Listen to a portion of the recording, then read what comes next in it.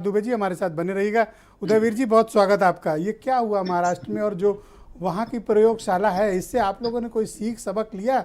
आज एक statement UP में भी आया, उम्मीद है आपने ज़रूर सुना होगा। देखिए, राजनीति में आगे देखना चाहिए।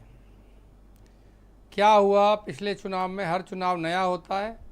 पार्टी नेता, अखिलेश यादव जी ने कहा था, पार्टी नेता और अखिलेश यादव मध्य प्रदेश हाँ की बात दुबे की जी थी, ओके, महाराष्ट्र की बात वो नहीं अपने पार्टी के नेता का बयान के बारे में बोलेंगे, आप सुनिए। पार्टी नेता और उसके हिसाब से चुनाव होता है और वो चुनाव साख पे होता है। जो इस पूरे घटनाक्रम में जा रही है चीज़ लगातार भारतीय जनता पार्टी और उसके सहयोगियों की, वो है साख। हमारे साथी बता रहे हैं कालखंड का में अलग बयान होता है। अरे कालखंड हो तो जाने देते। रात को सोए थे, सुबह कालखंड बदल गया। एक आध दिन, 2-4 दिन तो रुक जाते। कुछ कहने के लिए सवाल ये नहीं है। सवाल ये है, इससे पहले भी मिश्रा जी, हमने आपके सवाल दुबे जी प्लीज वेट। पहले राउंड में कोई किसी को इंटरप्ट नहीं कर रहा, अनइंटरप्टेड है डिबेट। सेकंड राउंड ओपन करूंगा, आप जवाब देंगे। ब्रजेश जी, इससे पहले भी सत्ता का दुरुपयोग हुआ है।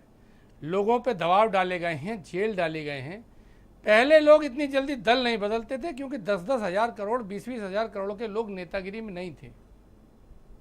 दुर्भाग्य से अब इतने बड़े बड़े लोग पॉलिटिक्स में आ गए हैं और उनके उतने ही बड़े स्टेक्स हैं। ये सब जानते हैं, आप भी जानते हैं। जो अपने इन स्टेक्स के लिए गया है, जो भी ऐसा आदमी जनता के बीच में जाता है जी, जनता का दबाव पड़ता है, वो वापस हो जाता है। तो इसलिए ये टूट फूट से तो केंद्रीय सरकार अपनी और कमजोरी जाहिर कर रही है कि वो आने वाले 24 आप कमजोरी बता रहे हैं, बीजेपी की वही ताकत हो तो नहीं। बीजेपी ऐसा कहती है, लेकिन इसका परिणाम कहीं नहीं आ रहा। जहां तोड़फोड़ कर रहे हैं वह पब्लिक रिएक्शन उल्टा हो रहा है। महाराष्ट्र का भी अभी लोगों ने एग्जाम्पल दिया। आपने तो सारे बड़े नेता ले लिए, सारे बड़े नेता हार गए। हमारे यहाँ भी कुछ बड़े नेता आ गए थे लास्ट में। तो बातचीत जब सरकार होती है तो बहुत सारे लोग आते जाते हैं, सरकार के कारण, दबाव के कारण, अपने काम के कारण, लालच के कारण। लेकिन अंत में जनता की कसौटी पे कसा जाना होता है और वो पार्टी की लीडरशिप की और पार्टी की साख ही काम करती है। मुझे नहीं लगता पूरे देश में कोई भी व्यक्ति नैतिक रूप से ये कह सकता है कि भारतीय जनता पार्टी सही दिशा में है। इन जिनको चोर डकैत बेईमान घोषित किया, जिनके घर तमाम तरह के फोर्स लेके सुबह शाम दौड़े और वो उसी सरकार में अगले दिन सुबह शामिल हो गए तो सीधे मंत्री बन गए।